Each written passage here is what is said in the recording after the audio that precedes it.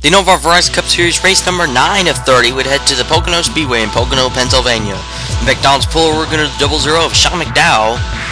On his outside will be Josh Mertz in the number 81 Monster Chevrolet, and then Luke Warren, Gordon Billard will take road 2. Eddie Johns, he will start 5th. He came in year's points leader, 77 points in front of Luke Warren. Caution 1 would fly in lap 1.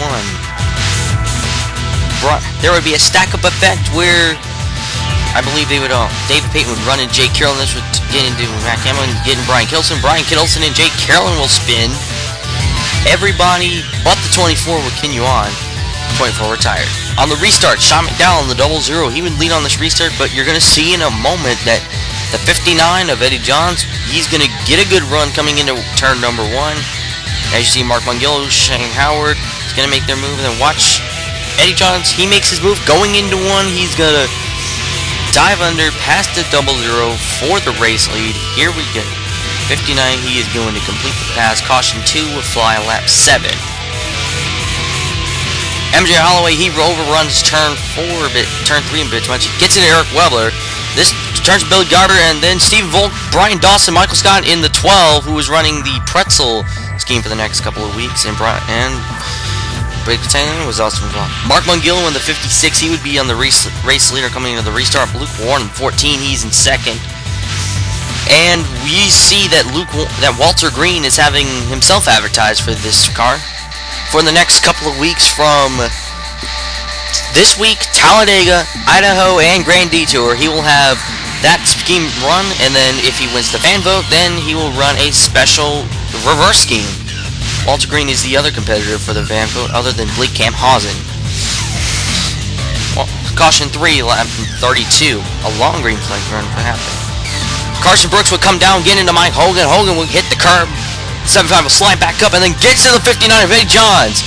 And then as Johns tries to get up, the 00 of Sean McDowell will get hit. Gordon Billard, Josh Mertz gets piled in. Chris Bell, Daniel Salmon, Logan Chin, Gordon Billard, Jake Carrollin.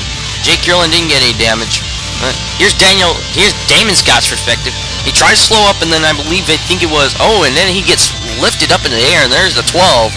A second wreck for him. Damon Scott would go out of the race. Pit stops would happen under this caution. Scott Johnson, Jared Lancel, Ron Portland.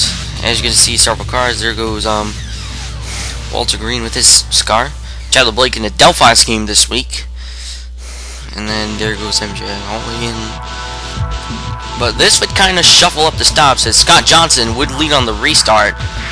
Jared Lancel in the 2nd position, and the 3rd is Mark Mungillo. 4th is Shane Clark. 3rd. Here he goes. He's going to make a pass for 3rd. As Johnson, he's going to get into the corner. We would have a short run. Caution 4, lap 37. This would be the final one for some reason. Aaron Fisher would get into Mike Hogan. He would get turned by the 15. A9 will come and swipe the 14 out, and then Chandler Blake will go and run the 4 up. Here's Luke Warren's perspective. He was just riding wrong, and then he gets sidewiped by the 89. Warren was actually drove that car away, luckily, and as he hit the safer barrier there. On the restart, Scott Johnson, the 58, he would lead on this restart. As you're going to see cars fanning out, coming down the front straightaway.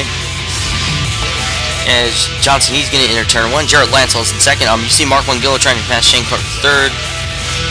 We would have a long green flag run to the point where green flag pit stops flying lap 68.9. Walter Green, Shane Clark 3rd. Shane Harden, Mike Hogan, and Shane Bliss. Harden was the surprise winner. Ronald Portland entering. Brian Dawson. Remember, Shane Harden was the surprise winner at Darlington last week. And then lap 70. We would see Jared Lancel, Scott Johnson, Cody White in a FedEx Freight scheme, Thomas Lawyers, Ike Chase Jr., and that's probably about it. There's Brian Wills coming in.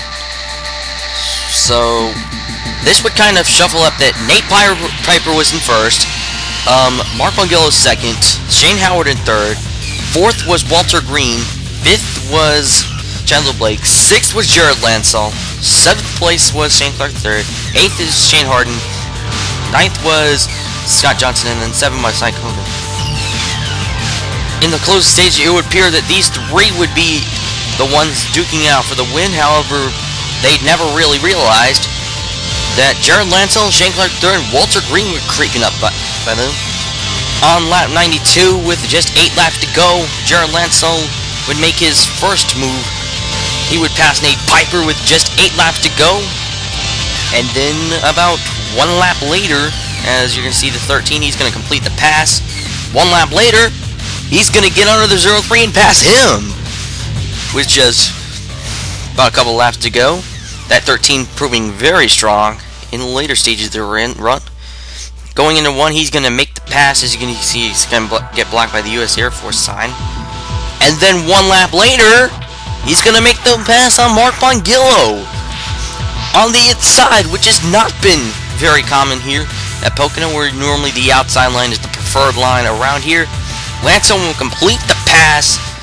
He would get a good run, lead with just 6 laps to go, and coming out of turn 4, Jared Lancel will go and win his first ever oval race, and he will win his second ever NOVAR Verizon Cup Series race since 2009.